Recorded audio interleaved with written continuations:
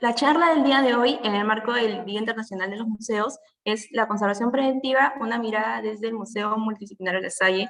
Nosotros, bueno, somos una gestión que ha empezado desde el año 2020. El museo ya viene desde el año 1937, estamos muy próximos, estamos como que a una década y pico de cumplir 100 años. Entonces, son colecciones que se han heredado desde esa época y otras que se han ido integrando con el tiempo y sobre todo en este intervalo de 3 años. Eh, es una colección de aproximadamente 8.500 bienes de diferente tipo, cerámica arqueológica, metal, taxidermia, textiles, etc. Entonces, ahorita nosotros estamos enfocando mucho en lo que es el tema de conservación preventiva, porque estamos avanzando paulatinamente con el tema de investigación y difusión de los mismos. Para la parte inicial tenemos a la doctora Elaila, quien va a explicarles un poco sobre la memoria y la reinvención del museo, las colecciones emblemáticas, y luego iremos pasando cada una de nosotras explicando los temas ya mencionados.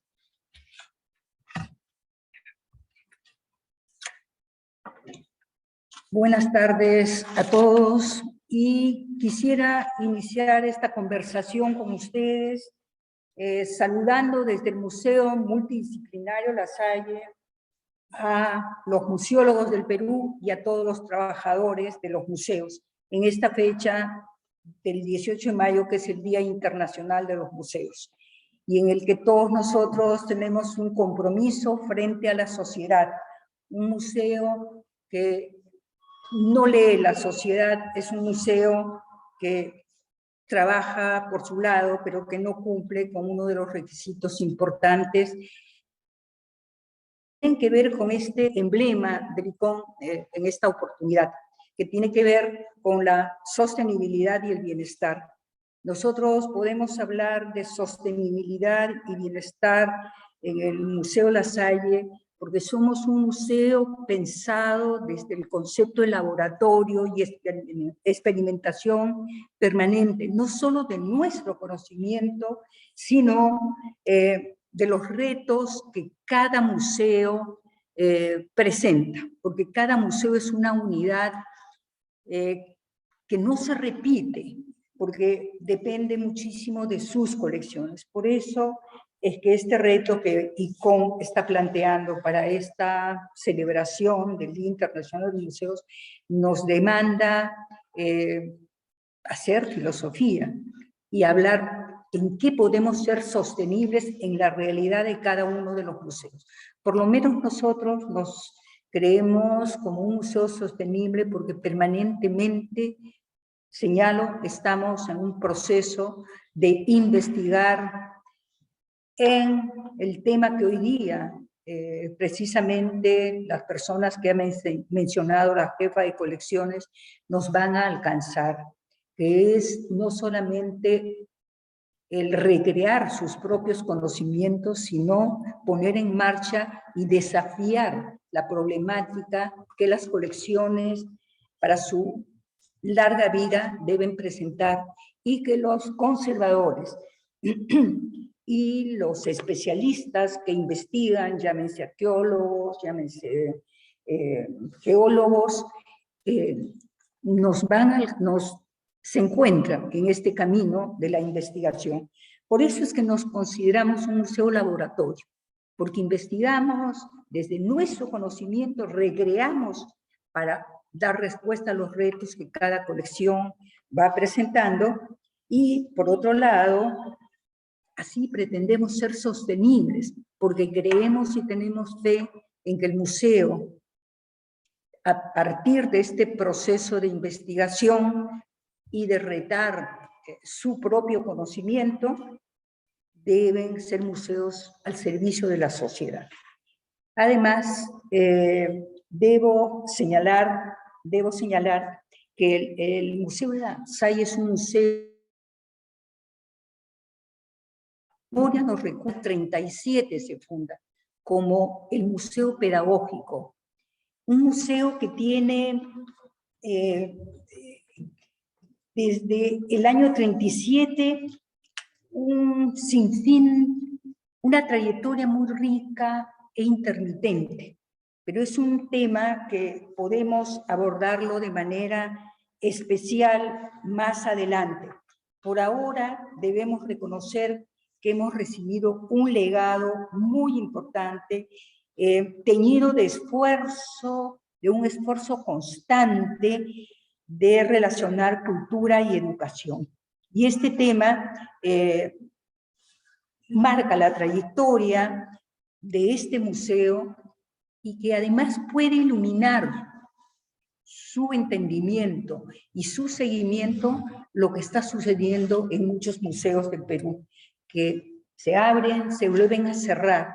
Y este es un tema que justamente tiene que ver con este tema de la sostenibilidad. Y en el caso del Museo La Salle, esta carrera intermitente, sin embargo, significó su sostenibilidad, porque cada momento dejó un legado importante que hoy, el año 23, lo estamos llevando adelante, porque recibimos una serie de desafíos en relación a las colecciones que se fueron incrementando y hoy estamos enfrentando estos temas. Pero este año 23, hoy día que estamos acá reunidos conversando, debo sin embargo recordar el desafío que el museo tuvo a partir del año 2005, que realmente se cierra. Y 13 años después, el 2018, vuelve a salir adelante. Por eso es que señalo que hay una intermitencia de carácter sostenible, porque no dejó en estos paréntesis, sin embargo, se incrementaban las colecciones y al interior del museo la gente seguía trabajando. Pues bien, el año 18 empieza una tarea que hoy continúa al año 23. Nos encontramos al año 23. El concepto de museo multidisciplinario de La Salle, el año 20, surge plenamente bajo la responsabilidad del Instituto de los Hermanos de las Escuelas Cristianas de La Salle. Quienes sostienen, esta institución sostiene la marcha de la reinvención del museo. A propósito, muy brevemente quiero señalar que tuvimos que ponernos de acuerdo el equipo y pensar cuál debía ser el lema a través del cual debíamos conversar con el arquitecto para poder rediseñar la infraestructura al servicio del museo, donde se pudiera plasmar las áreas funcionales de un museo. De esa manera hemos logrado nosotros en este espacio instalar un museo inspirado en el concepto de la ruta del objeto cultural. ¿Qué significa este concepto? Significa algo muy cotidiano, pero de una profundidad muy grande. Significa cómo es que un museo ingresa,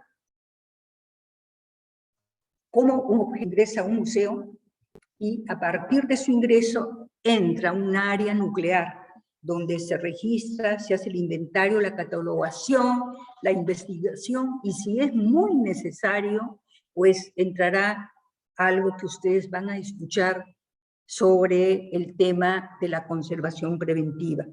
Una vez que este objeto tiene su DNI en todos los términos posibles, sigue su ruta hacia los almacenes, tanto de bienes inorgánicos como de los almacenes de bienes orgánicos.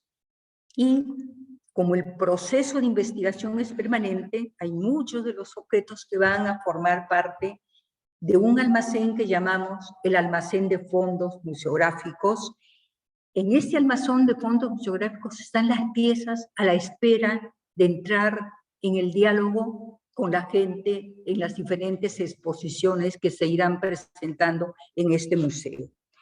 Dicho este tema, este concepto inspirador para definir las áreas funcionales del museo, nosotros, en base a la investigación, hemos entrado a un programa de difusión educativa muy fuerte a través de las redes sociales, que espero que ustedes puedan tener o tienen la oportunidad de conocer o de llevar a cabo.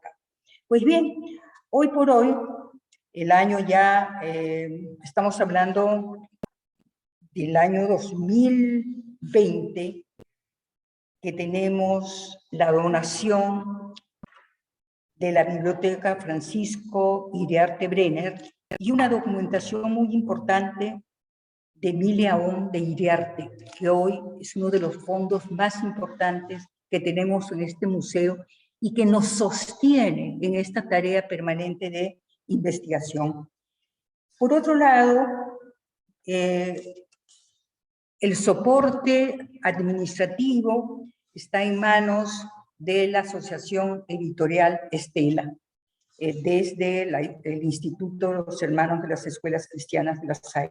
Pues bien, quiero agregar finalmente que se crea ahora, hacia el año 23, para reforzar la tarea patrimonial que también ha asumido el museo, el Instituto de Investigación en Patrimonio Cultural de la Universidad La Salle de Arequipa, y este recinto es el recinto en el que se va a llevar a cabo este proceso de investigación permanente sobre el patrimonio. Una tarea que de alguna manera en este museo venimos implementando desde sus inicios, el año 21, que se reinaugura, y podemos decir, solo dejar testimonio de un ejemplo. Tenemos un programa que es un programa del voluntariado, cuyo concepto está inspirado en el interaprendizaje patrimonial, en el que investigadores, especialistas, las gestoras del día a día del museo caminan a la par de los voluntarios en el proceso del manejo de la gestión de las colecciones principalmente, y de este modo es que nosotros podemos realmente cumplir con este concepto de interaprendizaje. Aprendemos nosotros y aprenden los demás. Esta es la tarea que hoy por hoy vivimos en el Museo Multidisciplinario La Salle, y hoy día tenemos un ejemplo sumamente importante de cómo este tema que han titulado conservación preventiva tiene el ingrediente de retar el propio conocimiento del investigador o del conservador y su recreación frente a los retos que toda colección presenta en el camino. Así es que será un gusto que hoy, en el Día Internacional de los Museos, podamos presentar un ejemplo de lo que significa investigar para la sostenibilidad. Adelante. No, gracias a la doctora Águila. Yo voy a hablar brevemente sobre el proceso de la llegada de un bien al museo. En este caso vamos a hacer la suposición que se dona un bien al museo. Entonces, ¿cuál es el proceso que pasa este bien hasta el almacenaje? Entonces, tenemos, por ejemplo, en este caso, un vaso escultórico Chancay que llega a la Unidad de Patrimonio Cultural de Salle. ¿Y qué es lo primero que hacemos? Primero lo revisamos, constatamos el estado de conservación, ¿no? Y si tiene algún tipo de biodeterioro. En ese caso, si tuviera algún tipo de biodeterioro, se pasa a un espacio que esté completamente aislado del resto, una especie de cuarentena, ¿no? Esperamos a analizar bien, por ejemplo, qué tipo de plaga tiene, porque esto podría contaminar al resto de colecciones. O sea, si por ejemplo es una colección de madera y va a entrar al almacén de orgánico, puede contaminar a los textiles, puede contaminar los lienzos, a los animales taxidermizados, ¿no? O si de repente no está en las maderas, pero está en la cerámica, hay arañas o algún otro tipo de insectos, eso también puede trasladarse a otros almacenes. Entonces lo que hacemos es tratar de aislarlo, ¿no? Y envolverlo dentro de una bolsa de polietileno sellado con duct tape, ¿no? En algunos casos, por ejemplo, con taxidermia, se ha hecho lo siguiente, o sea, se ha embalado el bien, o sea, el animal, en este caso el animal tercerizado que presenta alguna plaga, y se le ha hecho una especie de bolsa hermética con alcohol de 96 grados, o sea, lo más puro posible, se ha dejado un par de días hasta eliminar todo tipo de biodeterioro, y luego se procedió con la conservación especializada, ¿no? Bueno, luego de eso se pasa una limpieza, ¿no? La limpieza, ¿en qué consiste? Si solamente se va a hacer de una manera superficial, se hace una limpieza mecánica con brochas, con bombín de succión, con cepillo de dientes, ¿no? Para el tema de la cerámica. Si se va a lavar la cerámica, por ejemplo, lo que hacemos es un test de solubilidad. El lavado se hace con agua desionizada, entonces se agarra un hisopo, ¿no? Y en la parte menos visible de la cerámica, por ejemplo, se moja el hisopo con el agua desionizada y se prueba si es que la capa superficial de la cerámica se desprende. Si esta se desprende, la cerámica no se lava, pero si de alguna u otra manera el diseño, la pintura se mantiene, la cerámica puede ser lavada, se deja secando un par de días, no se expone al sol para nada, no se expone a la luz UV, y luego pasa, bueno, al almacén o en este caso al almacén de bienes inorgánicos o a nuestros fondos museográficos que ya van a conocer más o menos a qué me refiero con fondos museográficos. Como un tercer paso, hacemos el registro y la catalogación. El registro es escrito y fotográfico. El registro escrito consiste en fichas descriptivas que se llenan a mano, o sea, tienen campos acorde al tipo de bien que tenemos, cerámica, textil, taxidermia, metales, etcétera. Tenemos 19 colecciones. Entonces, cada colección tiene un tipo diferente de ficha descriptiva para esto, ¿no? Se le añade un código de catalogación de acuerdo a la colección y posterior a esto se hace la digitalización de la ficha. Entonces tenemos la ficha escrita, tenemos la ficha digitalizada y el registro de fotos. Y por último se hace el embalaje o la exposición en fondos museográficos, ¿no? Entonces el embalaje, por lo general, para todas las colecciones, menos para la de minerales y rocas, porque bueno, son minerales, son rocas, incluso hasta se lavan con detergente. El embalaje consiste en llenar una ficha de registro que es homogénea, o sea, como ya les había dicho, las fichas descriptivas que tenemos para cada colección son diferentes, son de acuerdo al tipo de colección. En cambio, la ficha de registro es una ficha homogénea que tiene el código de catalogación, el tipo de bien, ¿no? Algunas observaciones y el estado de conservación, quién registró y la fecha. Entonces, esa ficha se junta junto a las bolsas de polietileno, en colecciones como las de metales, las de numismáticas, se embala con papel seda, en el caso de cerámica también, se hace el embalaje con Burbu Pack o el Bubble Pack, ¿no? Se sella una bolsa de polietileno de 4 micras, y nunca hacemos el sellado con cinta masking normal, sino hacemos la cinta duct tape, que tiene un pegamento mucho más fuerte y definitivamente nos ayuda un montón a controlar el tema de la propagación de plagas, por ejemplo, ¿no? Y si queremos hacer la exposición, seleccionamos los bienes, ¿no? Y los mandamos a la sala de fondos museográficos, que es un ambiente que está creado justamente para ser un paso previo a la exposición final, que vienen a ser las vitrinas expositivas, ¿no? En este caso aún el museo no cuenta con vitrinas expositivas porque desde el año 2020 que empezó la reinvención, se ha ido paulatinamente creando ambientes para el uso adecuado de los bienes, ¿no? Y como que la última etapa es crear esta área expositiva. Ahora, no todos los bienes que tenemos son donaciones recientes, ¿no? Hemos heredado, como lo había dicho al inicio, más de 19 colecciones desde el año 1937. O sea, entre el año 1937 a más o menos antes del terremoto del 74, el colegio iba recibiendo donaciones de padres y familia de diferentes tipos. O sea, tenemos hasta 8 humanos que han sido parte de donaciones cerámica, tenemos más de 800 bienes, metales, más de 800 bienes. Entonces, todo esto lo hemos heredado y en los últimos años igual se han recibido otras donaciones como por ejemplo la colección de la familia Iriarte o la colección del hermano Dañino, que es un hermano de la congregación del Salle, ¿no? Entonces ese tipo de estas colecciones que ya hemos heredado están en un proceso continuo de limpieza, registro y embalaje final, ¿no?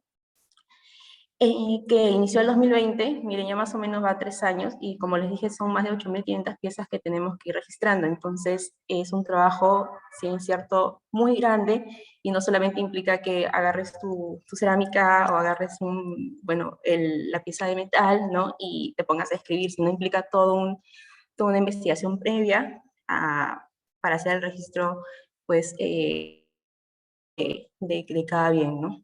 Ahora les dejo con la señorita María Isabel Olivo. Ella es conservadora del museo y va a hablar un poco sobre el tema de conservación preventiva y uno de los almacenes.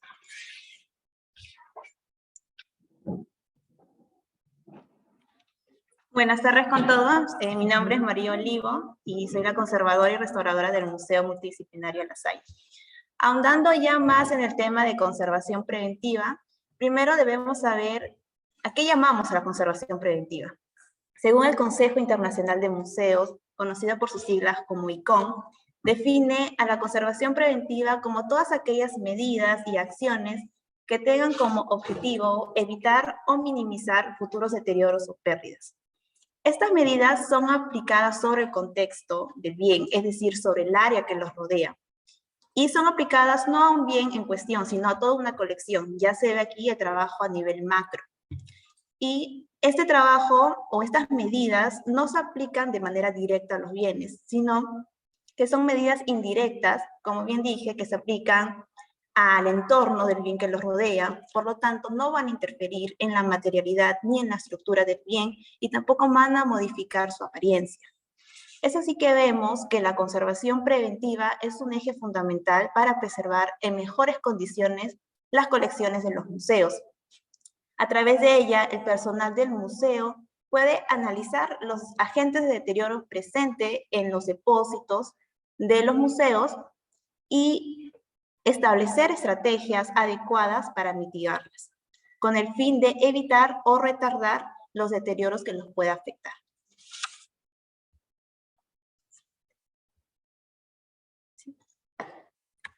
Ahora bien, vamos a hablar sobre los 10 agentes de deterioro. Comenzamos primero con las fuerzas físicas. Aquí comprende aquellos deterioros causados por las caídas, vibraciones y golpes. También tenemos otro agente de deterioro que son los robos y vandalismos, comprendido como el expolio y los ataques vandálicos. También tenemos la disociación, que se da por la pérdida de información de la pieza. Otro agente es el fuego. En este caso, un ejemplo claro es el incendio, que es un fenómeno que puede dañar gravemente los bienes culturales e incluso puede provocar la pérdida total de ellos. El agua también es un agente de deterioro. Un ejemplo de ello son las inundaciones. Las plagas también, los insectos y otros microorganismos pueden dañar de manera parcial o total un bien cultural, afectando su estabilidad física. Los contaminantes también son un agente de deterioro. ¿Por qué? Porque causan un deterioro a nivel químico en los bienes culturales. Por ejemplo, si un museo está cerca a una avenida con mucho tránsito vehicular, le puede afectar aquellas emisiones de dióxido de carbono, dióxido de azufre. Y esto puede provocar ciertas reacciones, obviamente no deseadas, en los materiales que constituyen los bienes culturales. Y puede alterarlas comprometiendo por completo su estabilidad química. La iluminación también es un agente de deterioro en el caso de que sea una iluminación inadecuada, de luz UV, por ejemplo. Puede debilitar las fibras textiles y en todo caso también puede decolorar los pigmentos. Ahora bien, la temperatura inadecuada y la humedad relativa inadecuada también son agentes de deterioro. Sin embargo, estos son agentes de deterioro cuando son aquellas mediciones incorrectas. ¿A qué me refiero con esto? Cuando tenemos una humedad relativa de un día muy alta a 80% y el día siguiente a 50%, estos cambios bruscos de mediciones, tanto de humedad como temperatura, ahí recién vienen a ser un agente de deterioro, porque las fluctuaciones extremas provocan debilitamiento de las fibras, resecamiento y provoca que se cree un clima en el cual, por ejemplo, puedan aparecer estas sales en la cerámica, en los textiles, etcétera, que pueden debilitar los bienes culturales. Ahora, centrándonos ya en el tema de la conservación preventiva en el Museo Multidisciplinario La Salle, vamos a abarcar dos almacenes que tenemos aquí, que son los almacenes de bienes culturales orgánicos que aquí se encuentran almacenados aquellos bienes culturales que tienen por composición el carbono, que son provenientes del reino animal o vegetal, por ejemplo. Tenemos textiles, mates, cestería, entre otros. También tenemos inorgánicos, en el cual se almacenan aquellos bienes que tienen por composición materiales inertes, provenientes del reino animal. Por ejemplo, rocas, metales, arcillas, etc. Ambos almacenes que tenemos en el Museo La Salle cuentan con los siguientes equipos y medidas para mitigar los agentes de deterioro o los 10 agentes de deterioro que ya les expliqué anteriormente. Por ejemplo, en el caso de la humedad relativa y temperatura, contamos con equipos de climatización. Actualmente, cada almacén cuenta con deshumedecedores, purificador de aire, y se establece un aforo para que nosotros podamos ingresar a los almacenes en grupos pequeños y así evitar el aumento de la temperatura y también evitar algún deterioro por fuerzas físicas. A ver, y también otras medidas que hemos tomado para mitigar y evitar los deterioros por fuego es que nosotros contamos con extintores y detectores de humo. Cada extintor tiene una revisión mensual. Asimismo, el personal del museo se le ha realizado la inducción de cómo utilizar estos extintores en el caso ocurra pues un riesgo, ¿no? Además, contamos con una brigada de seguridad, salud y trabajo en caso se presente algún tipo de riesgo. Ahora, en el caso de la iluminación, contamos con iluminarias LED, evitamos el uso de luminarias UV porque estos pueden hacer que aumente la temperatura en los almacenes y además que, como bien expliqué, la luz UV debilita las fibras y decolora los pigmentos. En el caso de robo y vandalismo, las medidas que tenemos para mitigar y hacer frente a estos agentes de deterioro es que contamos con cámaras de seguridad y sistemas de alerta, ¿no?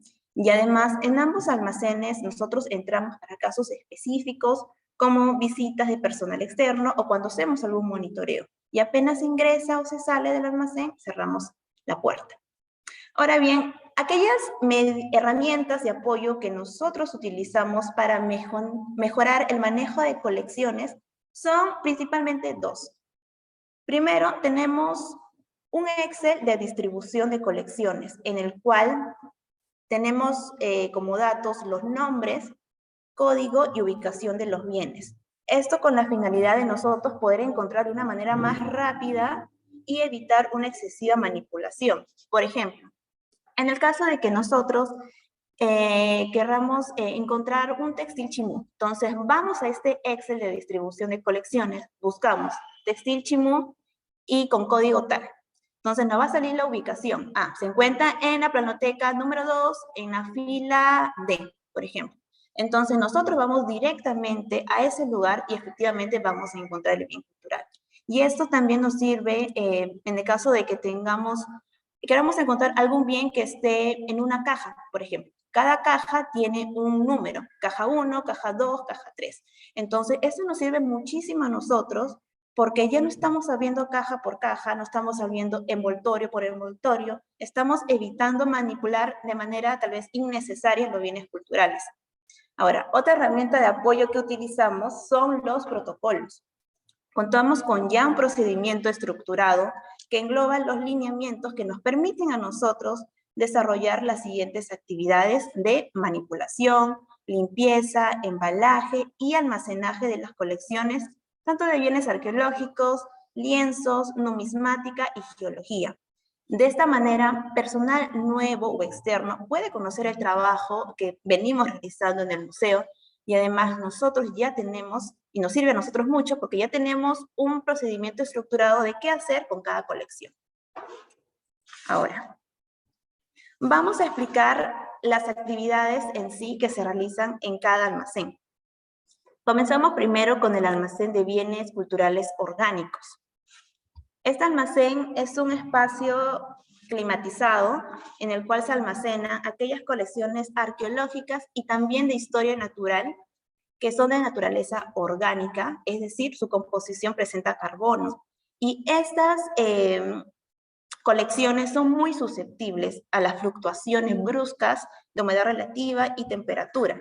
Nuestra colección de orgánico comprende ocio humano, madera, mates, cestería, textiles, en este caso líticos que presenten soguilla, taxidermia, ocio animal, malacológico, insectos, herbario y lienzos. Las actividades de conservación preventiva que realizamos en este almacén, primero se desglosa en el almacenamiento. Los bienes orgánicos están dispuestos en diversos sistemas de almacenamiento y van a depender de su tipología. Por ejemplo, en el caso de los textiles, estos están almacenados en planotecas para que puedan ser guardados de forma extendida y así podamos evitar dobleces y deformaciones. Otro ejemplo, en el caso de los animales taxidermizados, estos están sellados con bolsas de polietileno y cinta dáctil y se disponen en las estanterías. Otro ejemplo es el material óseo, malacológico, cestería y mate, están depositados en cajas de cartón plástico blanco. Este material, cartón plas, usualmente lo utilizamos para almacenaje. ¿Por qué? Porque es un material que no presenta acidez. Y además utilizamos el color blanco porque nos permite detectar rápidamente alguna anomalía que pueda presentar esta caja o tal vez algún indicador de biodeterioro que se pueda ver. Entonces, este color blanco hace que esta anomalía se detecte a la vista y sea muy visible. Ahora, todos los sistemas de almacenamiento cuentan con etiquetas para su fácil identificación. Las cajas tienen su nombre, denominación, códigos y fotos, y esto es un complemento cuando nosotros vamos a utilizar el Excel de distribución de colecciones. Otra actividad de conservación preventiva que realizamos es el mantenimiento y monitoreo. Y de aquí se desglosan principalmente 5 actividades. La manipulación. Debemos de tener bien en claro que la manipulación de los bienes culturales solamente se realiza cuando es necesario. Y en el caso de que se realice, lo tiene que ejecutar el personal del museo utilizando los equipos de protección personal adecuados. ¿Y cuáles son estos? Pues son los guantes de nitrilo, las mascarillas, el guardapolvo y, de ser el caso, las cofias también. Se debe de evitar el contacto directo sin guantes. ¿Por qué? Porque nosotros mismos podemos transmitir humedad. Y la manipulación va a depender, en muchos casos, del bien cultural en cuestión. Por ejemplo, los textiles deberán ser manipulados indirectamente. ¿Y a qué me refiero con esto? Es que cada textil tiene su base de cartón plas. Entonces nosotros sujetamos la base de cartón plas con las 2 manos y lo levantamos y evitamos el contacto directo con la pieza, ¿no? En todo momento sujetamos a través de la base que es el cartón plas. Ahora, también en cuanto a aquellos bienes que estén almacenados en las cajas, vamos a trasladarlos sujetando la base, más no las tapas de las cajas. En cuanto a los animales taxidermizados, previamente se tiene que hacer una revisión, ¿no? Para determinar cuáles son aquellas zonas frágiles y definir de dónde nosotros podemos manipularlo.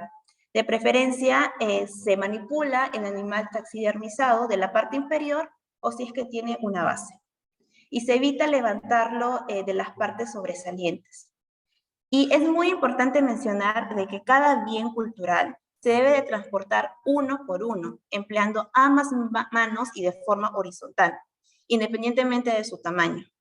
Ahora, otra actividad de conservación preventiva que realizamos es la limpieza periódica.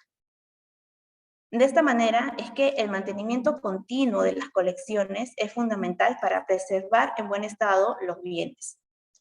La limpieza de nuestras colecciones se realiza al momento, o la limpieza periódica se realiza al momento de que nosotros cambiamos el papel seda, debido a que con el paso del tiempo el papel seda se oxida y cambia de un color blanco a amarillo. Y esto lo convierte en un material ya no adecuado para almacenar bienes. ¿Por qué? Porque su pH se reduce y se vuelve un material ácido. Y en conservación preventiva, lo que procuramos siempre nosotros es utilizar materiales neutros de pH 7. Y cabe también mencionar que al momento de que nosotros hacemos esta limpieza periódica de cambio de papel seda, aprovechamos también en realizar una revisión del estado de conservación del bien. Entonces, es en este momento donde entra el monitoreo, ¿no? Y durante la limpieza de los bienes utilizamos implementos tales como brochas, pinceles, bombines y pinzas, los cuales deben estar limpios y secos, y en todo momento se debe de evitar utilizar, por ejemplo, trapos húmedos que no son los adecuados, porque vamos a transmitir humedad a los bienes. Y por lo general, la limpieza comienza de la zona superior del bien hacia abajo. ¿Por qué? Para que los depósitos de suciedad vayan cayendo, ¿no? Ahora, otra actividad de conservación preventiva que realizamos es el cambio de gel de sílice. Como bien expliqué, el almacén de bienes orgánicos cuenta con equipos de climatización, pero además de ello utilizamos sílica gel en el interior de las cajas para que eso también pueda absorber la humedad que se encuentra dentro de ellas. La sílica gel es un producto que absorbe la humedad. Este cambia de color cuando ya está saturado de humedad. Utilizamos una sílica gel que no presenta cobalto, que es de color anaranjado, y cuando absorbe la humedad va cambiando a un verde oscuro, por lo que necesita de una constante renovación. Y es ahí donde también empleamos el tema de la sostenibilidad. Reutilizamos la sílica G, que ya está saturada, pasa por un proceso para retirar la humedad, cambiando su coloración a anaranjado para que pueda ser de nuevo utilizada. Anteriormente utilizábamos otra sílica gel que era de coloración azul, y cuando ya se saturaba por la humedad cambiaba a una coloración rosada. Pero investigando nos dimos cuenta que esta sílica gel contenía cobalto perjudicial para el personal del museo. Entonces, por eso hemos optado por cambiar a otra sílica gel que no contenga cobalto y de igual manera cumple su función, que es de absorber la humedad.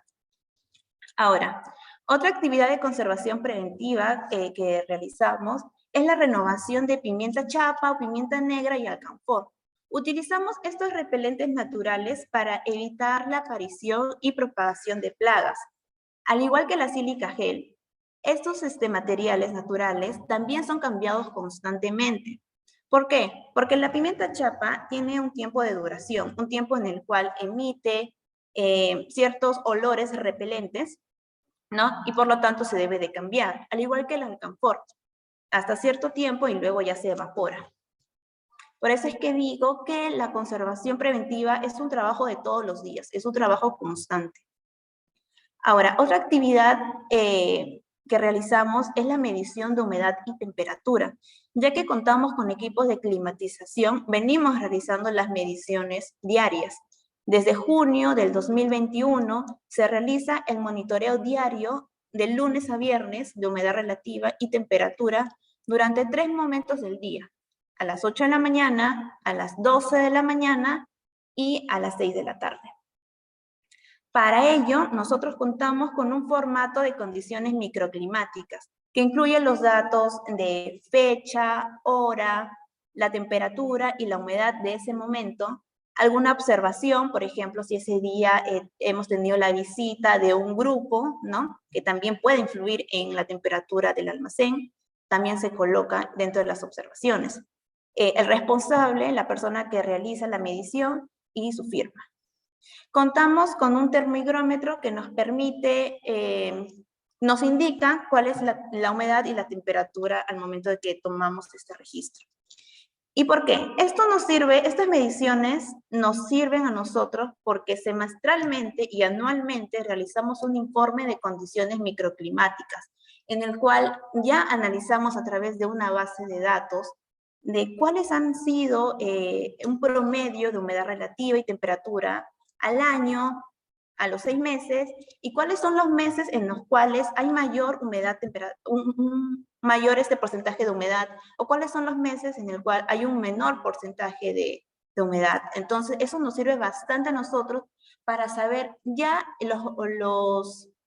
las mediciones exactas que tiene nuestro almacén y a partir de ello ya establecer mejores estrategias.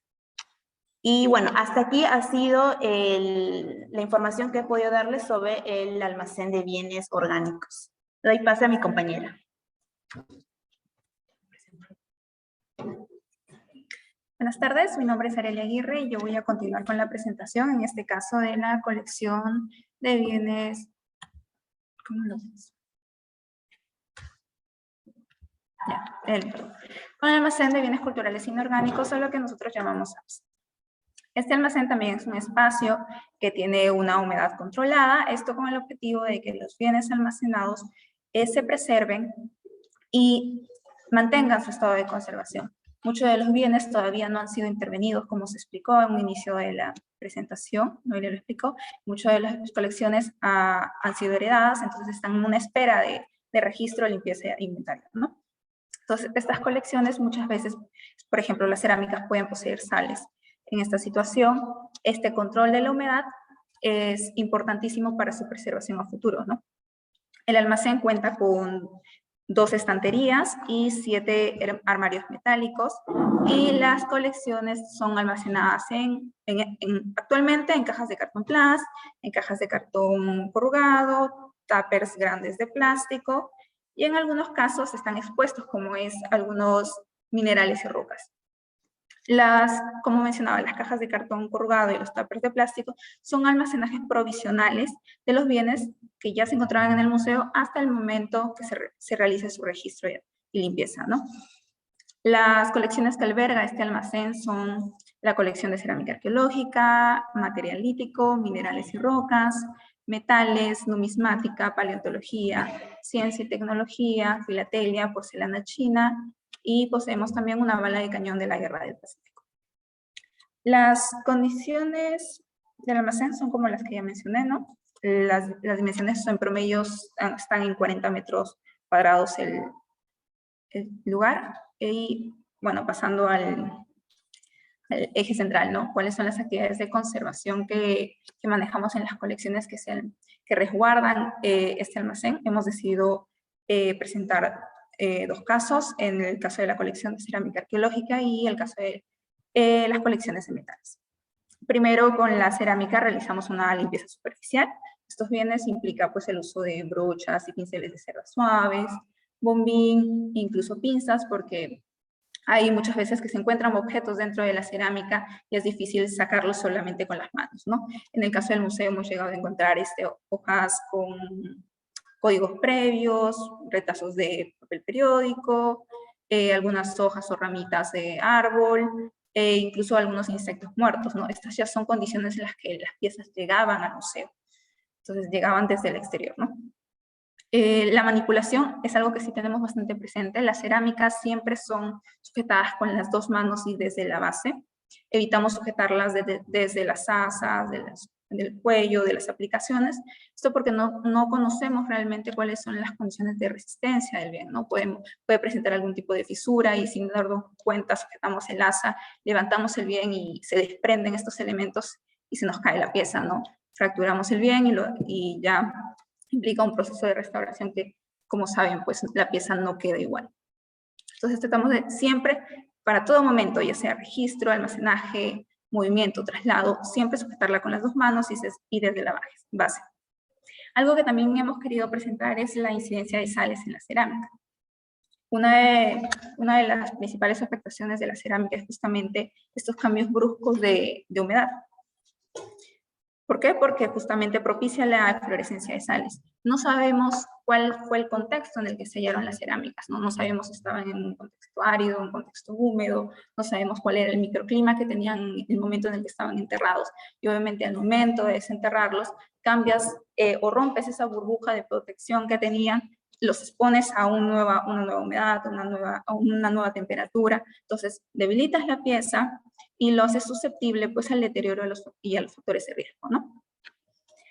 Entonces, las sales no solamente afectan la superficie del bien, también pueden llegar a afectar la estructura misma, pueden dañar la pasta de la cerámica y pueden llegar a ser tan frágiles que simplemente pasas la mano, pasas el dedo y empiezas a sentir justamente arenoso, ¿no?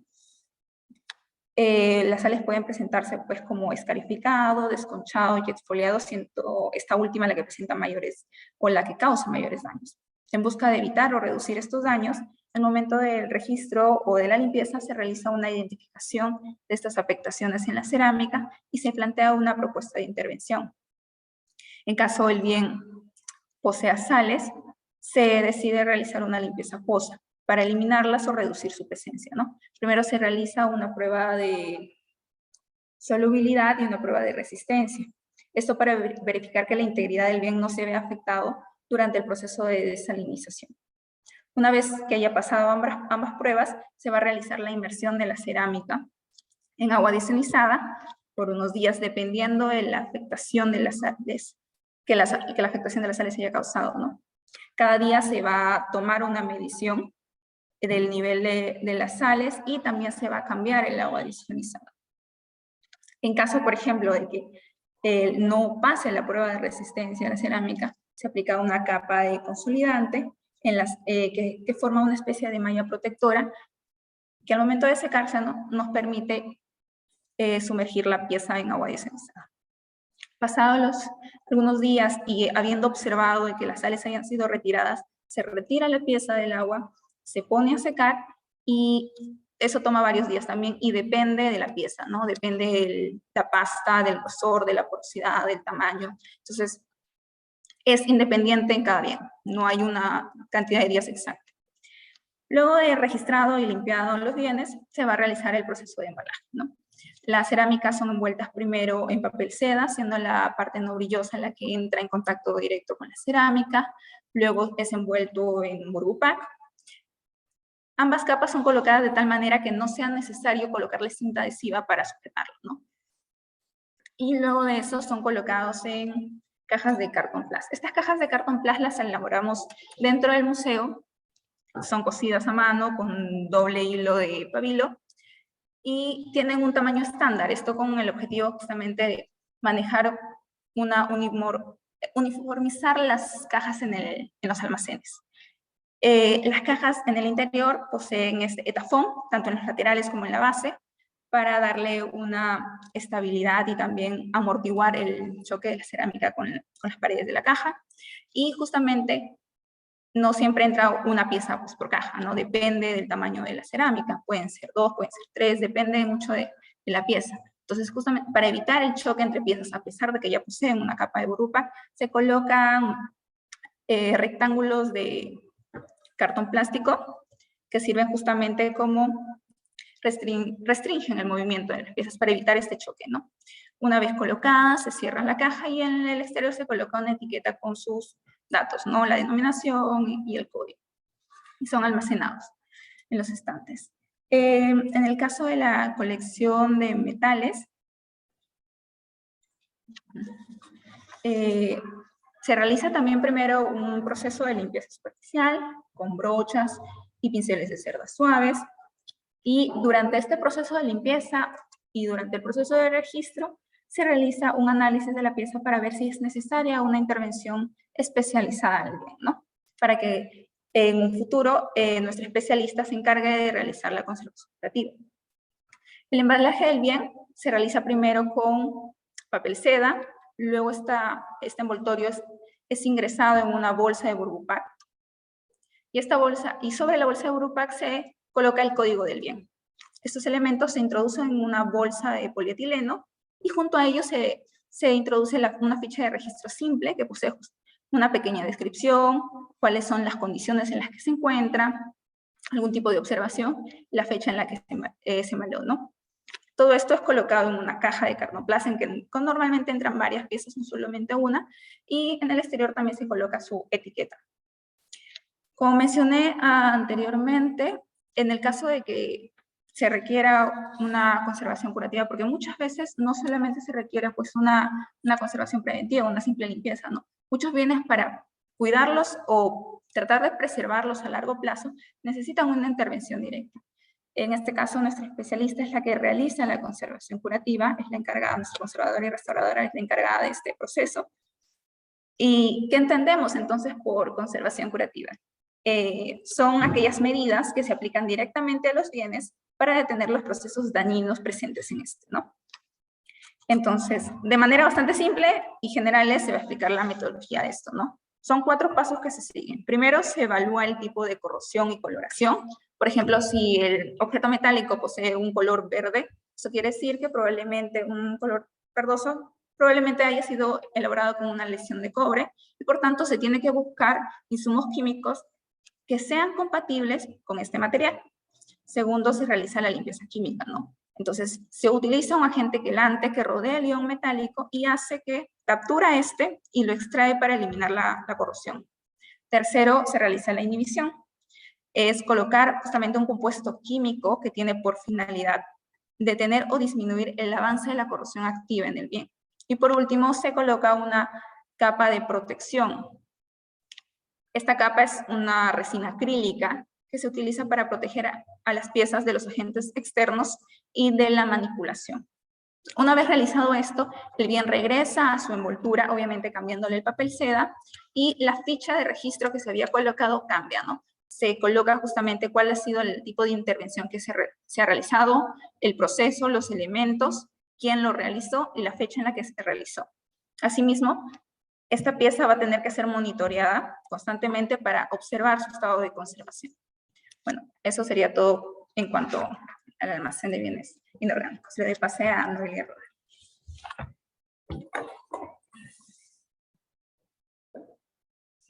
Bueno, ya para ir finalizando con esta charla, no podemos hablar de conservación preventiva si no hablamos de gestión de riesgos.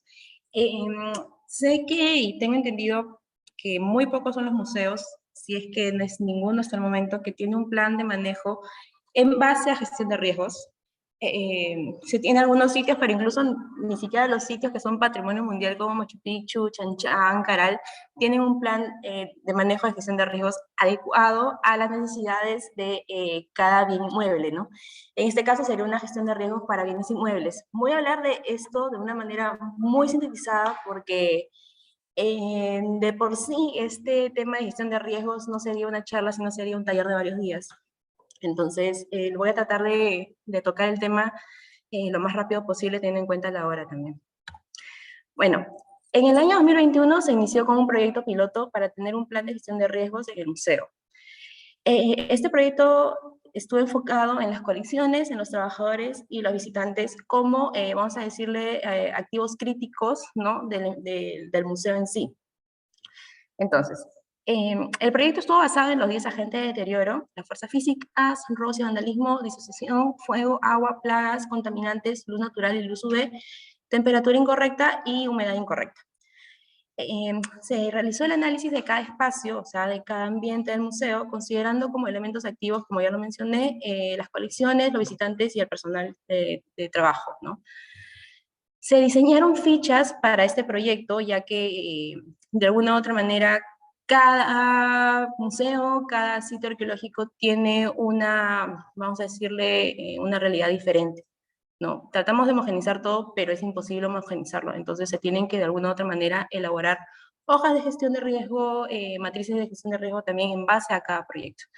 Entonces, estas fichas fueron utilizadas en el levantamiento en campo, ¿no? Y también se elaboró una matriz de riesgos en base a la frecuencia de impacto para identificar el porcentaje de afectación en cada espacio, ¿no? No solamente la afectación en las colecciones de cerámica, o en la afectación en las colecciones de taxidermia, o en la afectación del mismo personal del museo, ¿no? En base a los riesgos detectados, se propusieron medidas para, 1, aceptar el riesgo, reducir el riesgo o evitar el riesgo, ¿no?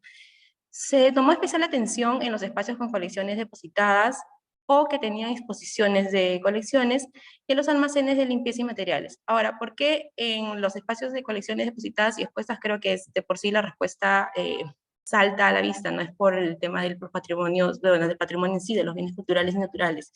¿Y por qué en los almacenes de limpieza y de materiales? Porque son espacios en los cuales de alguna u otra manera el personal del museo puede entrar en contacto con algún tipo de objeto que puede causar algún daño, ¿no? Por ejemplo, si tenemos la lejía en un estante alto, ¿no? Y esa botella de lejía está cerrada, te puede caer en la cara y bueno, te puede dejar ciego, ¿no? O ácido muriático o algún otro tipo de químico. Bueno, y de por sí tenemos que alejar estos químicos pues de los almacenes y de las zonas expositivas, ¿no? Ahora, estas medidas se ven implementando paulatinamente en las secciones del personal con el manejo de las colecciones, y la proyección es que se cubran todos los ambientes del museo y del personal que trabaja, incluyendo también los visitantes, ¿no? En base también a los niveles de envoltura. Ahorita vamos a ver eso. Ahora bien, este plan de manejo se basó en esta guía de gestión de riesgos para el patrimonio cultural publicado en el año 2016 por ICRON. Es como que tipo la Biblia para lo que es gestión de riesgos. Está en todos los idiomas, o bueno, por lo menos en los principales idiomas, incluyendo el castellano. Es un documento que nos ha permitido enfocar el tema de gestión de riesgos dentro de este espacio que es el museo, ¿no? Ahora, la guía explica paso a paso los procesos de gestión de riesgos, teniendo en cuenta el contexto, para luego identificar los agentes de deterioro que ya les había mencionado en la diapositiva anterior, ¿no? Los niveles de envoltura y los tipos de riesgos. Los otros pasos son el de analizar los riesgos a través de escalas que se determinan por el impacto y la frecuencia de los bienes. Se evalúa la magnitud del riesgo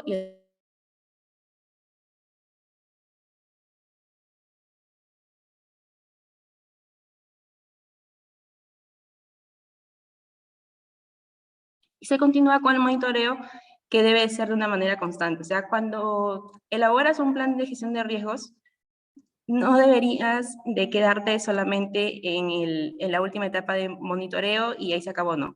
Sino es como que algo que debe estar de manera ininterrumpida. Ahora bien, tenemos que identificar el contexto en el que tenemos expuesto el acervo cultural y o natural. En nuestro caso tenemos dos tipos de acervo, cultural y natural. En esa etapa del proceso se busca identificar y comprender todos los aspectos relevantes del contexto en el que se inserta el acervo museológico. Ese contexto incluye el ambiente físico, administrativo, legal, político, sociocultural, económico, ¿no? Aunque no lo crean, todo eso, de alguna u otra manera, se tiene que evaluar al momento de hacer un plan de gestión de riesgos. Otro de las cosas que tenemos que tener en cuenta son los niveles de envoltorio. Ahora, los niveles de envoltorio, ¿a qué se refiere? Se refiere al espacio desde el soporte directo, ¿no? O sea, yo tengo, por ejemplo, mi vasija que está sobre un soporte de acrílico dentro de una vitrina de vidrio, ¿no? Hasta la región o zona geográfica en la que se encuentra el museo. Entonces, ¿qué tienes que hacer? Tienes que evaluar el soporte en el que se encuentra, el tipo de mobiliario en el que está expuesto, la sala y las condiciones en las que se encuentra esa sala, si tienes tuberías de agua por el techo o los cables expuestos, el tipo de edificio, ¿no? Un edificio moderno o un edificio de 100 años, el sitio, en este caso sería, por ejemplo, la ciudad de Lima, ¿no? Y analizar, por ejemplo, lo principal, ¿no? Los desastres naturales o qué condiciones climáticas, ¿no? Incluso hasta las condiciones socioculturales, ¿no? Y la región que viene a ser la zona geográfica, en este caso puede ser la región de Latinoamérica y el Caribe, ¿no? En la cual nosotros nos encontramos. A ver, esta era justamente la imagen de la izquierda, son los 10 agentes que provocan el deterioro y la pérdida de valor en los bienes, ¿no? Por ejemplo, lo que son fuerzas físicas, cuando uno quiere evaluar las fuerzas físicas, tiene que hacerse la pregunta de qué tipos de acción mecánica puede afectar mi colección. O sea, ¿cuáles serían las causas? Por ejemplo, ¿qué pasa si se ocurre un terremoto? ¿Qué colecciones se verían más afectadas que otras? ¿Están mis almacenes adecuados para soportar un terremoto de 9 grados o un temblor de 5? O los pisos, por ejemplo, están forrados con espuma, o tengo, aunque sea hilos de nylon que sostengan los anaqueles, ¿no? Ese tipo de cosas nos tenemos que hacer la pregunta, ¿no? También la manipulación. ¿Cómo manipulo yo una cerámica? O sea, agarro simplemente 5 guantes o de repente acondiciono un coche pequeño para hacer el traslado de un ambiente a otro, ¿no? Otra de las fuerzas físicas que se tiene que analizar es la aglomeración, ¿no? No puedo tener, basándome con el ejemplo de cerámica, en una caja, pues, 20 cerámicos que se están prácticamente aplastando entre sí, ¿no? Porque de alguna otra manera eso va a causar una fuerza que ¡pum!, se rompa y no vas a tener 20 cerámicos, sino vas a tener como 100 piezas, ¿no? Al final como resultado en esa caja. En el tema de disociación, ¿qué pregunta te haces con el tema de disociación? ¿Tengo adecuadamente catalogado y registrado mi colección? ¿Por qué? Porque de alguna u otra manera, si se pierde algún cerámico de tu almacén, no estamos hablando de ahorita de las salas expositivas, sino del almacén que muy pocas veces se toma en cuenta al momento de tener un registro, ¿no? ¿Qué pasa si se pierde un cerámico de tu almacén? ¿Lo tienes adecuadamente registrado como para darte cuenta de que ha sido hurtado? ¿O simplemente nunca te vas a dar cuenta porque no lo tienes adecuadamente registrado? ¿No? Ese, por ejemplo, es un tema de disociación. Ahora, con el tema de delincuencia, que también se puede asociar a la disociación, es qué tipo de delito podría afectarme. O sea, si hay un hurto provocado porque ha sido planeado, o si es un hurto que entraron un grupo de visitantes, de estudiantes, ¿no? Y bueno, se perdió una moneda o un cerámico, ¿no? Todas esas cosas tienes que analizar también al momento de recibir visitas, ¿no? Fuego. Una pregunta que se hace para el tema de fuego es, ¿cuáles son las posibles causas de incendio en el ambiente en donde estoy? ¿No? Tengo extintores que están a la mano, o mis extintores se encuentran dentro del rango o sea, de la fecha de vencimiento. De repente, no sé, pues hay una fábrica cerca o un depósito de llantas, ¿no? Que son una de las cosas que más causan, por ejemplo, incendios grandes acá en la ciudad, ¿no? Todas esas cosas se tienen que analizar. En el tema de agua, ¿cómo el agua podría afectarme y de dónde podría prevenir? O sea, provenir.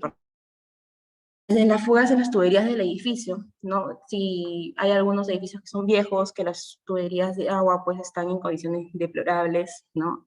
Sería bueno que tengas en cuenta esto, porque muy probablemente se va a inundar en algún momento los espacios del museo en el que tienes, ¿no? O estás en un área donde pues hay lluvias torrenciales, ¿cómo puedes prevenir a que las inundaciones por lluvias torrenciales no ingresen al museo?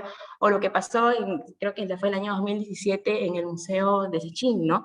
Que se salió el río por el tema del fenómeno del Niño, y el Museo de Sechín quedó inundado, y el único que se quedó ahí fue el director a esperar ayuda para que las colecciones puedan ser auxiliadas, ¿no?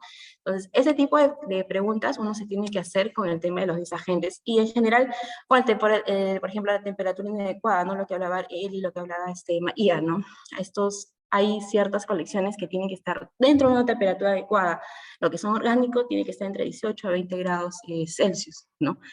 ¿Qué más? Las plagas, ¿no? Lo ideal es que no hayan plagas. Entonces, ¿cómo evito que las plagas, de alguna u otra manera, no estén en mis colecciones, sin tampoco utilizar esos químicos que también puedan afectar la conservación de los bienes, ¿no?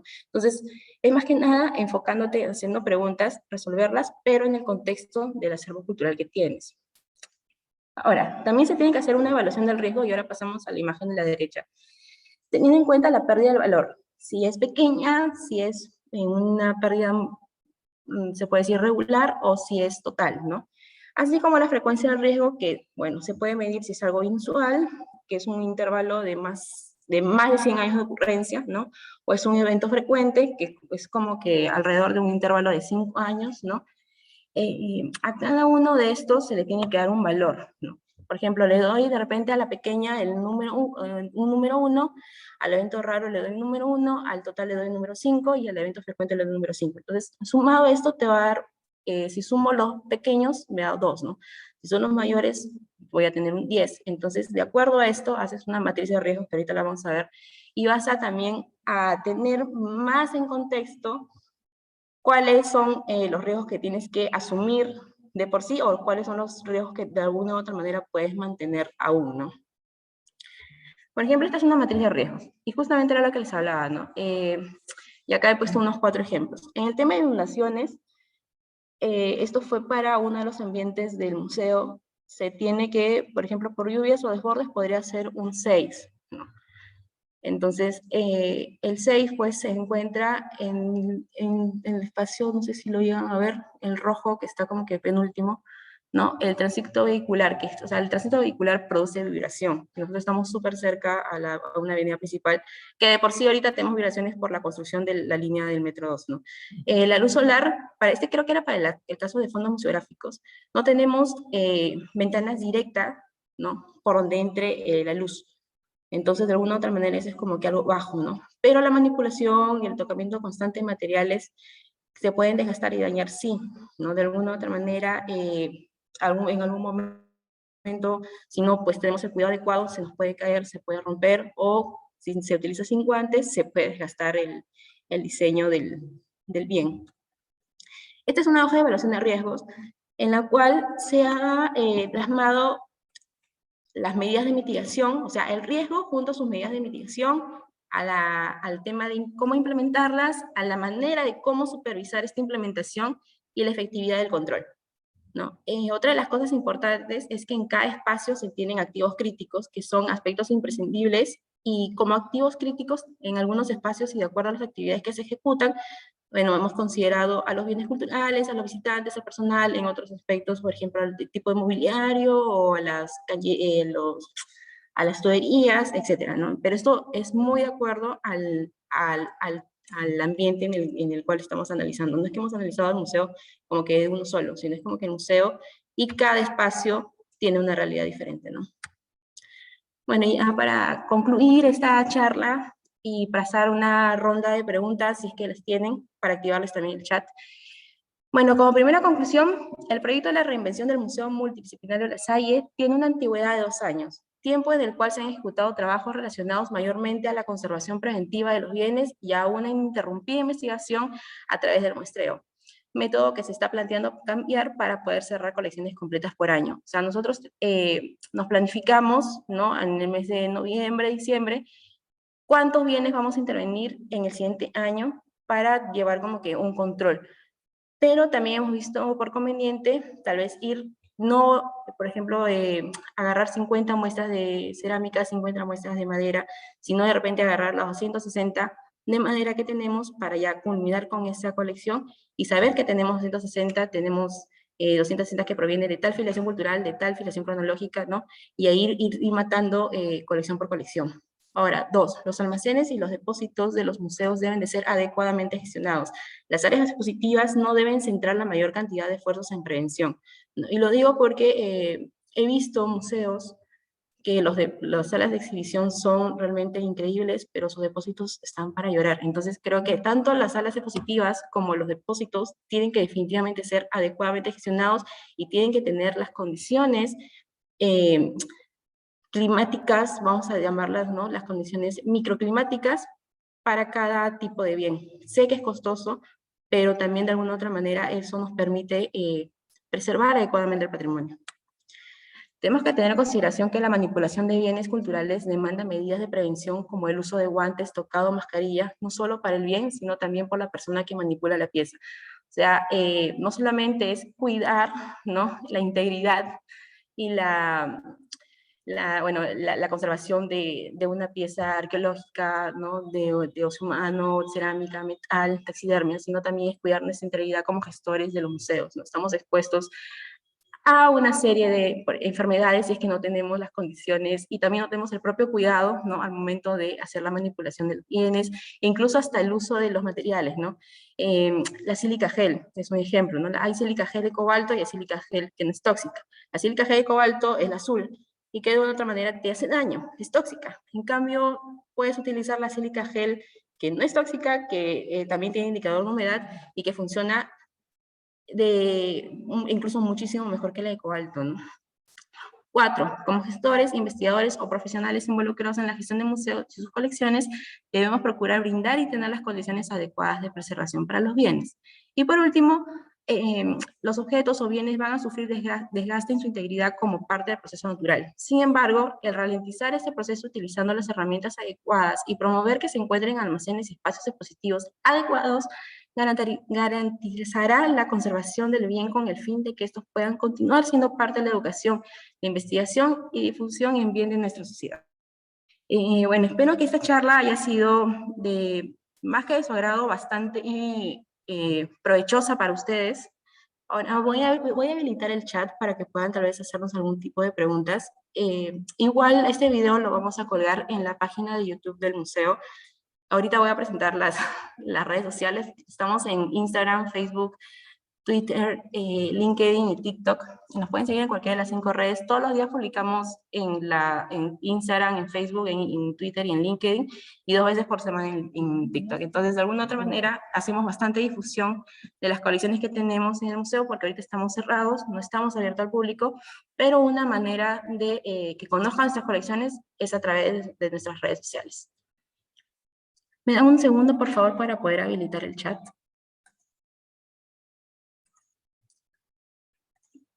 Creo que el chat ya está habilitado. No sé si quieren hacer alguna pregunta.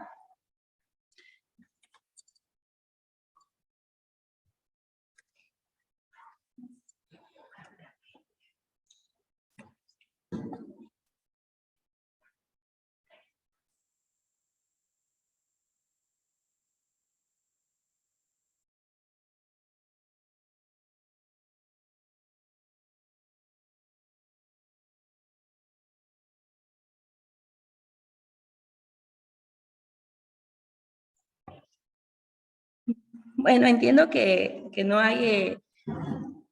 ok. No, bueno, aún no nos hemos programado concursos. Les explico. Nosotros ahorita tenemos talleres que están dirigidos para niños y de hecho estamos evaluando hacer talleres o cursos para profesionales o estudiantes de pregrado de conservación, arqueología y demás. Entonces, creo que sí. En los próximos meses probablemente vean alguna publicación en nuestras redes sociales sobre cursos de conservación, ¿no? Que se van a realizar acá en el museo. O sea, la idea es que también sean práctico-teóricos, ¿no? O teórico-prácticos.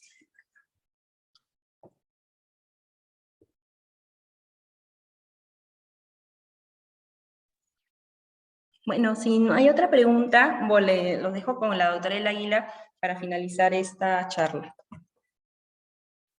Bien, muchísimas gracias por estar presentes en esta jornada que ha querido, a través de retar nuestros propios conocimientos y recrearlos a su vez frente a los problemas que cada museo pueda presentar o debe presentar, es que queremos agradecerles y estamos aquí esperando la visita de ustedes o las consultas correspondientes en este proceso de sostener un museo, no solamente a través de esta tarea importante que es el manejo de las colecciones, que ustedes han podido ver cómo se está llevando a cabo en el museo, sino también a través de un trabajo permanente de investigación y en muchos casos de experimentación, que es la manera de ir creando conocimiento y aportar a los demás museos